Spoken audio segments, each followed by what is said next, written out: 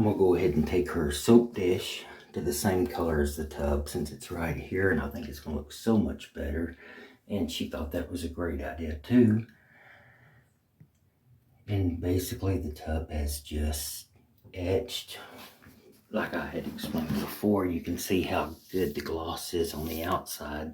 Of course, that's going to all be done, and you get that inside, and it's just cleaners have de-etched that, or have etched that, deglazed it is what I meant to say.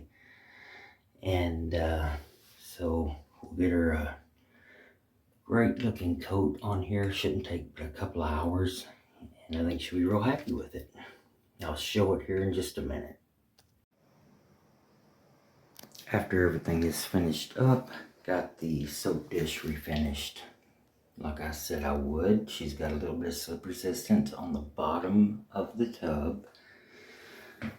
Got that caulking off of there and re-secured the overflow. And I think she will be very, very happy with this. And of course, all the way down to the floor.